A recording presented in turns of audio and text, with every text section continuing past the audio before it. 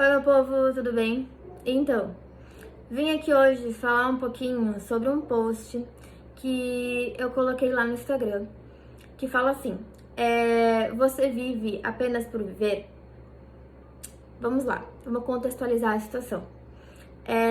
Eu sou uma pessoa que eu gosto muito de ver palestras espíritas, tá? E tem uma mulher que se chama Maíse Braga. E ela é sensacional, essa mulher. Eu sou apaixonada nela. Inclusive, um dia eu vou querer ir pessoalmente a uma palestra dela, porque ela é maravilhosa em todas as palestras. É impressionante. Então, se vocês quiserem e tiverem a oportunidade aí de procurar ela no YouTube, tem muito vídeo legal. E lá ela fala exatamente sobre uma palestra dessa. Ela fala quase 1 hora, 2 horas por aí, sobre viver apenas por viver. E eu queria botar também um ponto de vista meu, um ponto de vista não, mas falar também sobre isso, mas com a minha visão, tá? Basicamente isso. Então, vamos lá. A pessoa que não tem um propósito, ela não tem uma razão de viver, ela não consegue aproveitar a vida, ela não consegue ver as coisas mais belas nos menores detalhes. E isso a gente só aprende quando a gente perde tudo que a gente tem. Infelizmente, o ser humano é assim. A gente aprende na dor, a gente não aprende no amorzinho. E isso também eu falo bastante com os orixás, com os guias espirituais. Uma vez um orixá falou assim pra mim: minha filha, vocês aprendem ou na dor ou no amor. Aí eu falei assim: paizinho, na verdade, o ser humano aprende na dor mesmo, né, pai? No amor não tem ninguém que aprenda, não. E aí ele riu assim, mas ficou quieto e concordou com aquilo que eu falei. E aí eu vou falar um pouquinho da minha história pra vocês, uma parte dela ao menos. Quando eu era adolescente, criança também, mas ali na fase dos... faz tempo, então 16, 17 anos... Não, era 17 anos. Eu tive um problema de saúde, eu fiquei em coma durante 3 meses, eu tive 4 paradas cardíacas, eu tive problema nos meus rins, no meu cérebro. O meu cérebro ele ficou cheio de coágulos. Tiveram que tirar tipo uns 2 litros, 1,5 litro por aí de líquido do meu pulmão. Como eu falei, os rins pararam, o intestino também começou a parar, enfim. Eu tive tipo um choque séptico e aí depois tudo isso começou a desencadear, tá? E eu era uma pessoa antes disso, dessa doença que eu tive, esse problema que eu tive, eu era uma pessoa que eu reclamava pra caramba. Até hoje eu sou meio reclamona, mas... gente, vocês não têm noção. Vocês não têm. Eu odiava o mundo antes.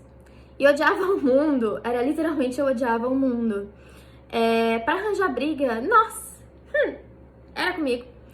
Olha, e eu conto as histórias, por exemplo, para as filhas de santo que eu tenho, ou para cliente, enfim, às vezes que eu tenho uma intimidade maior, eu conto as histórias das coisas que eu já fiz e as pessoas ficam me olhando tipo...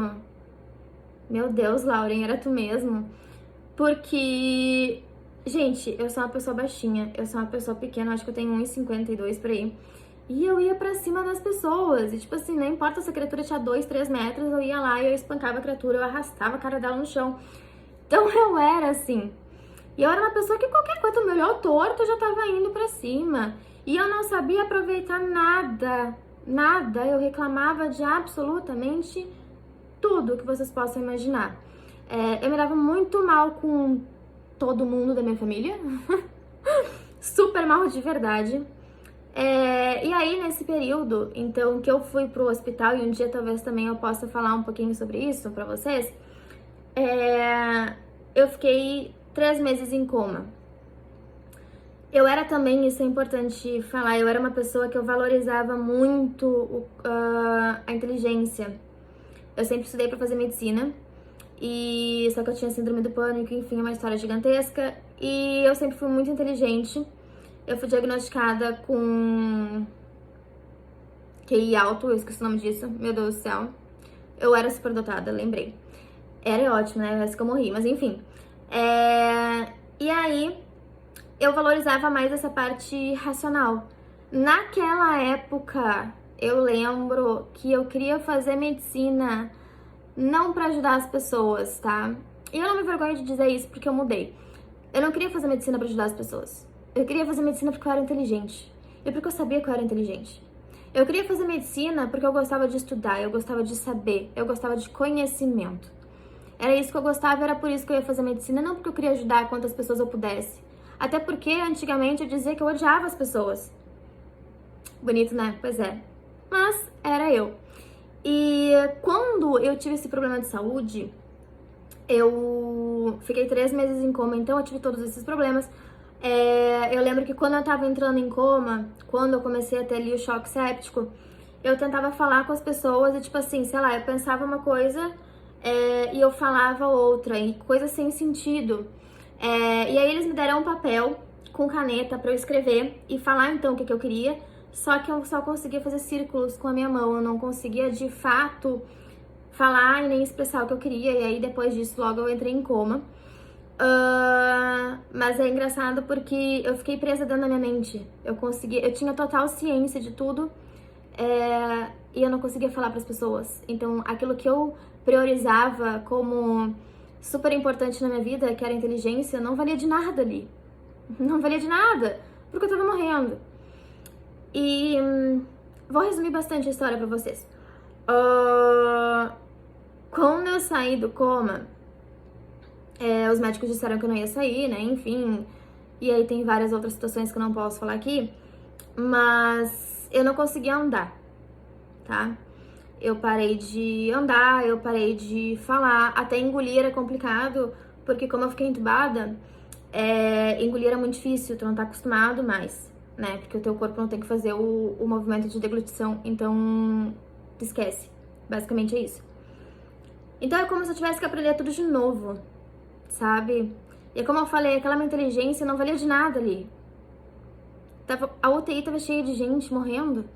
Gente boa, gente ruim, não importa, tava cheio de gente, eu era mais uma ali. E eu lembro que eu não conseguia caminhar. Eu não conseguia escrever, isso depois que daí eu acordei do coma, tá? Foi um período bem difícil, mas enfim. Eu lembro que a minha avó passou grande parte desse período comigo, ela dormia na cadeira do meu lado pra me ajudar, porque eu tinha muito medo de ficar sozinha dentro do hospital. Não por causa do hospital, mas por tudo que eu passei. E ela me levava pra caminhar. Por causa do... Óbvio que eu parei de caminhar, então eu tinha que fazer fisioterapia. Então os fisioterapeutas, que inclusive eram maravilhosos, que hoje em dia eu já não sei mais onde eles estão, mas tinham a fisioterapeuta que eu amava, ela era muito querida, ela me ajudou muito. E eu não sei, não lembro o nome dela. E ela foi muito importante pra mim. E elas me levavam pra caminhar todos os dias no corredor da... Era UTI? Não, na UTI não podia, era depois que eu passei pro quarto daí, de recuperação. Elas me levavam pra caminhar todos os dias. E eu lembro que eu não conseguia, porque eu não tinha força, né? E aí às vezes eu caía, e aí eu chorava porque eu tava caindo, porque eu não conseguia fazer os exercícios que ela passava. Mas tem uma cena que é muito importante, até hoje eu penso nela e é muito engraçado, assim.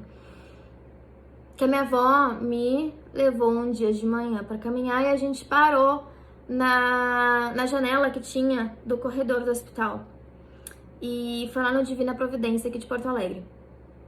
E aí era um dia ensolarado, tipo, muito ensolarado.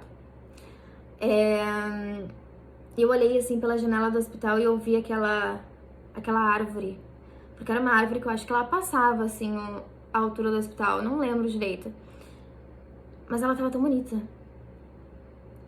E eu conseguia respirar.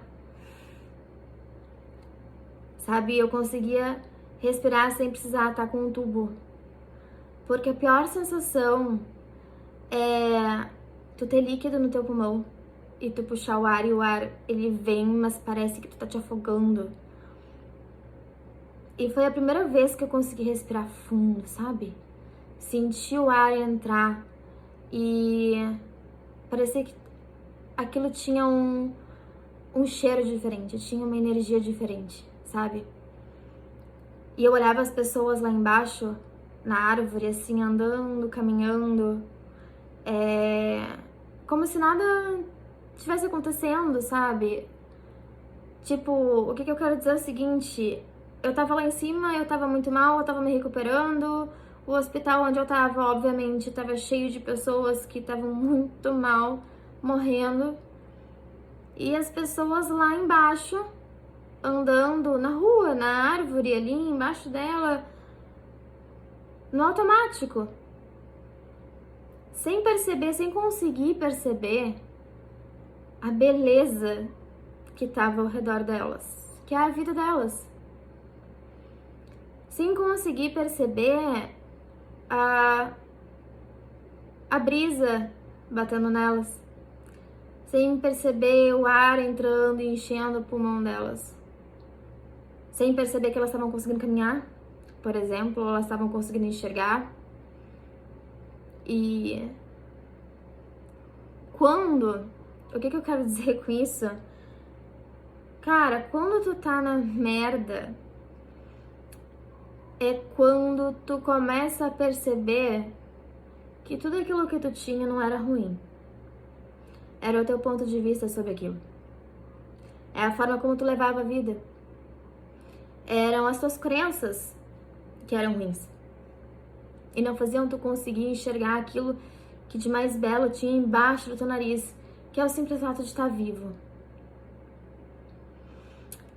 Eu lembro que aquela vez eu falei que eu nunca mais ia reclamar de estar viva, porque por muito tempo eu fui suicida. Eu falei que eu nunca mais ia reclamar de estar viva. E eu lembro que cada experiência que eu passei dentro do hospital, depois em recuperação, como voltar a andar, ou como voltar a falar, voltar a tomar água sozinha, voltar a respirar sozinha, começou a ter outro sentido. Começou a ter outro valor. Um valor de verdade, sabe? Quando tu percebe que aquilo lá, porra, aquilo lá quer viver. Tu tinha isso embaixo do teu nariz e tu não enxergava. A gente vive nessa sociedade onde a gente não tem mais valor, sabe? E eu não tô falando de valor físico, eu tô falando dos nossos valores estabelecidos, os nossos ideais, tá? Inclusive eu tava falando sobre isso com o Orixá, e a gente tava falando que a nossa sociedade, ela tá da parte mais, digamos assim, tecnológica, ela tá super expandida, assim, ela tá crescendo bastante, né? A gente tem os carros elétricos aí chegando, a gente tem muita tecnologia nova se abrindo aí no nosso mundo. Só que o que acontece? Isso também eu falei no outro vídeo. A gente tá crescendo a gente tá elevando apenas os valores físicos. A gente tá elevando apenas a nossa materialidade. E os nossos valores éticos, os nossos valores morais, aquilo que impulsiona a gente nessa vida, tá totalmente, eu acho que não tá nem estagnado, ele simplesmente pegou e começou a baixar mesmo, entendeu? Não é nem estagnada a situação, tá pior ainda. Tirando a parte que tem um falso moralismo gigantesco na nossa sociedade que a gente vive também, uma hipocrisia, enfim. Mas o que eu quero dizer é que a gente vive num mundo onde as coisas materiais estão ganhando um super, ultra, mega foco, enquanto o resto das coisas que deveriam acompanhar, né, concomitantemente a esse crescimento, que são os nossos valores, os nossos ideais, não estão crescendo junto. E é aí que a gente tá tendo sérios problemas. Pra gente conseguir ir longe, pra gente conseguir se expandir em alguma coisa, a gente tem que criar uma base fixa. Não adianta a gente construir um prédio, por exemplo, sem uma fundação fixa. Ele vai cair, ele vai quebrar, ele vai afundar, ele vai, sei lá, entende? Então a gente vai ter que ficar voltando, construindo tudo de novo, até a gente parar pra perceber, pô, o que a gente tá fazendo de errado, né? E justamente o que tá faltando na gente é o propósito, é o porquê que a gente tá vivendo. Porque ultimamente eu tenho percebido, e eu penso isso desde que eu era criança, eu sempre fui uma criança meio estranha, mas a gente acorda, a gente come, a gente toma o nosso café da manhã, a gente vai trabalhar, a gente volta de noite, dorme e faz tudo de novo. Então a gente tá meio que num looping sem sentido. A gente tá super preso aí à Matrix que a gente vive.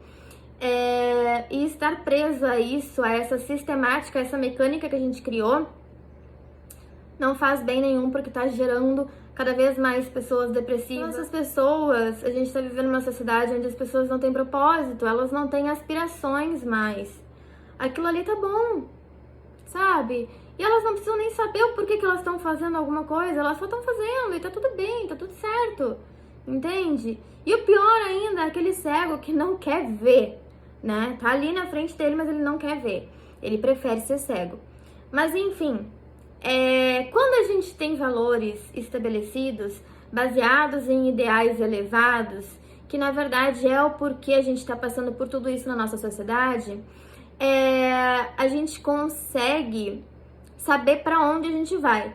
Ou melhor, a gente até não sabe para onde é que a gente vai, mas a gente sabe que a gente vai conseguir ir se a gente seguir aquele caminho ali.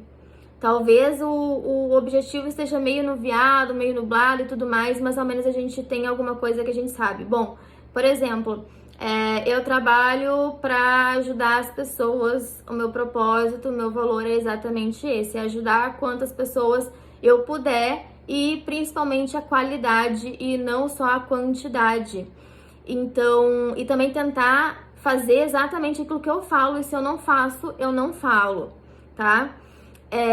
Então, esses são os meus valores. Se a pessoa tem isso, ela já sabe no mínimo como é que vai ser a conduta dela no dia a dia. Ela já sabe no mínimo quais são as atitudes, né? E as atitudes dela não vão estar vazias de símbolos, elas não vão estar vazias de condicionamento, de sentido. Então, vai ter um propósito, querendo ou não, entende? E uma outra coisa que aumenta muito a nossa razão de viver nesse mundo é justamente a fé. E aí a fé não precisa ser em Deus, pode ser a fé, sei lá, em ti, ou a fé numa energia maior, entende? Porque se tu tem fé, tu sabe que se não deu certo é porque ainda não está no final. Isso uma vez uma amiga minha me falou no ensino médio, porque eu tava em recuperação e eu tava, tipo, desesperada. Ela falou, Lauren, calma, se não deu certo é porque ainda não tá no final, então respira. Então eu trago isso na minha vida, assim. E quantos anos e qual é o hobby da rainha da Inglaterra? A gente sabe de tudo isso, a gente tem na palma da nossa mão. Tinha isso embaixo do teu nariz e tu não enxergava. E é isso que eu quero dizer, às vezes as pessoas estão tão no automático hoje em dia, porque a gente tá num período onde a gente tem uma enxurrada de informações ao nosso redor. E informação não é conhecimento, são informações desconexas. Hoje em dia, até o Leandro Carnal, não, o outro que eu esqueci o nome, pra variar, Sérgio Cortella. Sérgio Cortella fala que se a gente quiser, a gente sabe quanto um jogador de rugby ganha, a gente sabe quantos anos e qual é o hobby da rainha da Inglaterra. A gente sabe de tudo isso, a gente tem na palma da nossa mão. Mas o que diabos isso vai agregar na nossa vida? Nada. Só vai distrair a gente. É a literal política do pão e circo, mas mais bem desenvolvida. A gente aprendeu a lidar com o cotidiano, com as coisas mais pequenas e mais bobas, como se não fosse nada, que nem eu falei antes, o ato de voltar a respirar. A gente não é mais grato às coisas e eu acho que a gente nunca aprendeu a ser grato às coisas. A gente já nasce chorando, né? Então a gente já nasce reclamando. E é isso que falta pra gente conseguir não apenas viver por viver, sabe? Viver por viver não tem sentido. Agora, viver por algo, até as coisas mais pequenas elas começam a ser valorosas. Até as coisas mais bobas começam a ser gigantescas. Então não vale a pena viver por viver.